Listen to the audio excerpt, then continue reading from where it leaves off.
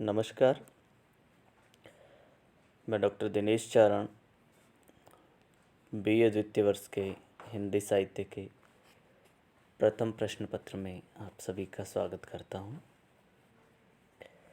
हिंदी साहित्य के प्रथम प्रश्न पत्र में हम हमारे पाठ्यक्रम में शामिल पुस्तक रीति काव्य सुमन पढ़ रहे हैं। रीति काव्य सुमन में रीतिकाल के कवियों की कविता का संकलन है।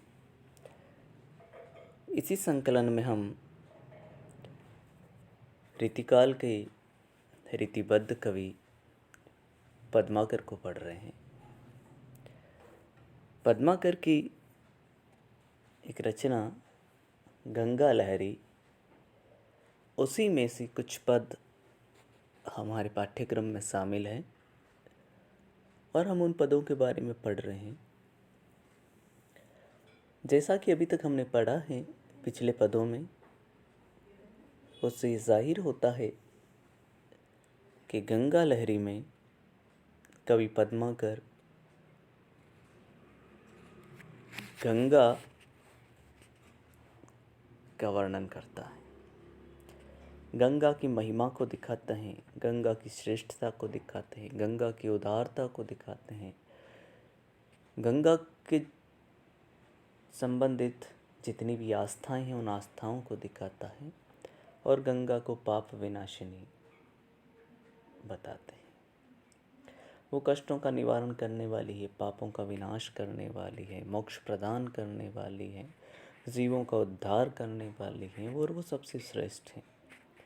जैसा कि हमने पिछले पद में पढ़ा था कि गंगा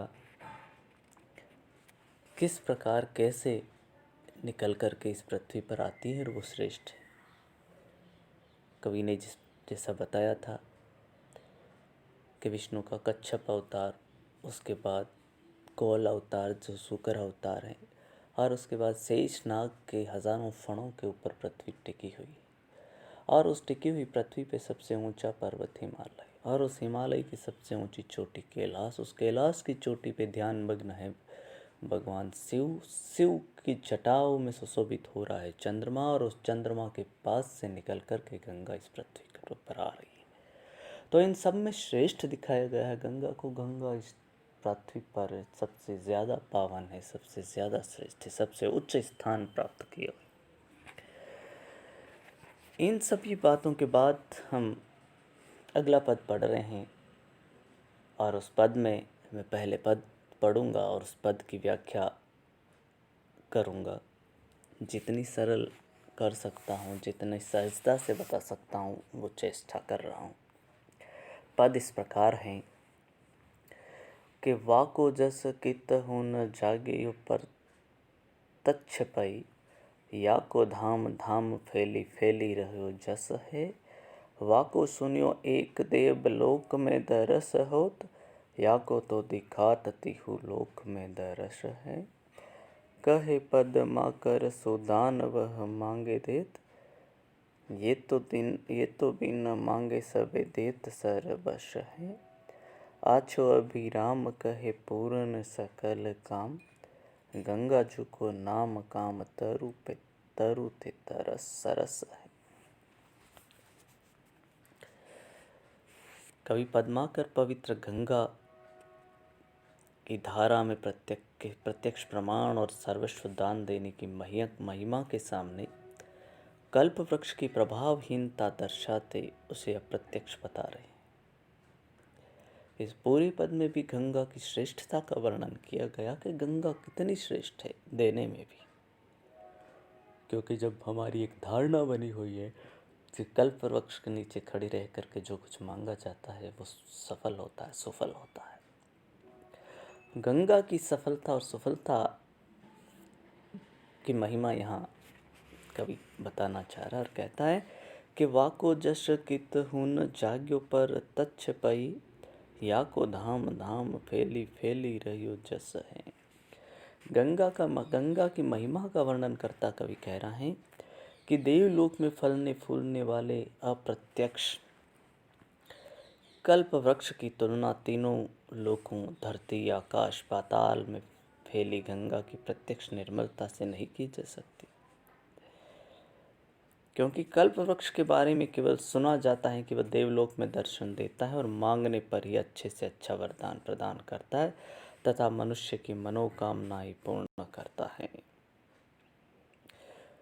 वाको सुनियो एक देवलोक में दरस हो, तो याको तो दिखात तिहु लोक में दरस है।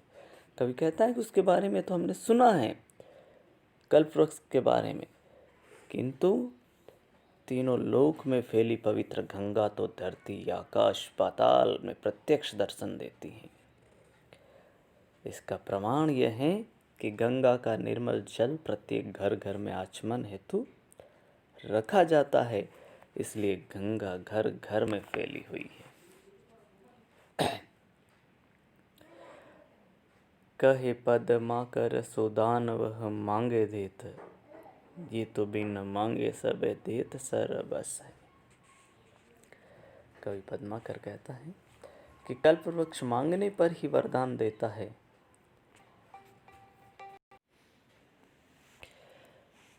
कवि कहता है कि कल्प वृक्ष मांगने पर ही वरदान देता है, किंतु गंगा इतनी उदार एवं दयालु है कि बिन मांगे ही भक्तों को सर्वस्व दान कर देती है। अर्थात गंगा में स्नान करने पर भक्त को सब कुछ बिन मांगे ही मिल जाता है। आगे कवि पद्माकर कहते हैं कि आछो अभिराम कहे पूर्ण सकल काम, गंगा जो को नाम काम तरु ते सरस है। कल्प वृक्ष के बारे में सुना जाता है कि वह अच्छा है, अभिराम है और संपूर्ण कार्य को संवारने वाला है, किंतु गंगा का तो नाम लेने मात्र से ही व्यक्ति के काम पूर्ण हो जाते हैं, संवर जाते हैं। अतः गंगा प्रत्यक्षतः काम वृक्ष से भी सरस है, अभिराम है, पावन है और मोक्षदात्री है। कवि गंगा की महिमा का वर्णन इस पद में करते हुए कहता है कि गंगा तो हर घर घर में मिल जाती है। हमारे आसपास हमारे घरों में जो गंगा जली मिल जाती है, हमारे पावन पुनीत कार्यों पर जो गंगा जल चरणामृत के रूप में दिया जाता है, वो कल्प वृक्ष से महान बताते हुए कहता है कि कल्प वृक्ष तो मांगने पर फल देता है, लेकिन गंगा तो बिन मांगे ही फल दे देती। गंगा के आसपास जो रहता है, गंगा तो बिन मांगे उनका उद्धार करने वाली है। अतः गंगा कल्प वृक्ष से भी कहीं गुना श्रेष्ठ है। तो यहाँ ये देखें कि तुलना कवि की आप देखेंगे, वो कहता है कि कल्प वृक्ष तो देवताओं के पास है, लेकिन गंगा तो इस धरती पर है, इस पृथ्वी पर है, जहाँ तक हर कोई व्यक्ति पहुँच सकता है और हर कोई उससे फल प्राप्त कर सकता है। लेकिन कल्प वृक्ष तक पहुँचना और उसका फल प्राप्त करना प्रत्येक के वश की बात नहीं है। इस पद की विशेषताएं हम देखते हैं तो देखेंगे कि कल्प वृक्ष को अप्रत्यक्ष एवं मांगने पर वरदान देने वाला कवि ने बताया है, जबकि गंगा को प्रत्यक्ष एवं बिन मांगे ही सर्वस्व देने वाली बताकर गंगा का बखान किया गया है। गंगा का घर घर तक फैलना, उसका व्यापक प्रभाव कवि यहाँ दिखा रहा है, और जो कि उसकी पवित्रता का सूचक है कि गंगा इतनी पावन है, इतनी पवित्र है कि उसका जल प्रत्येक घर घर में मिल जाता है। कवि की गंगा के प्रति समर्पित भक्ति भावना यहाँ देखी जा सकती है। कल्प वृक्ष एवं गंगा की तुलना में तुल्योगिता अलंकार का आना स्वाभाविक सा नजर आ रहा है। यहाँ कल्प वृक्ष की अपेक्षा गंगा के महत्वांकन में विशेषोक्ति तथा गंगा के प्रताप वर्णन में लोकोक्ति अलंकार यहाँ पर आया है। इस पूरी पद की जो भाषा है वो साहित्यिक ब्रज भाषा है, वर्णनात्मक शैली में लिखा हुआ ये पद भावानुकूल है।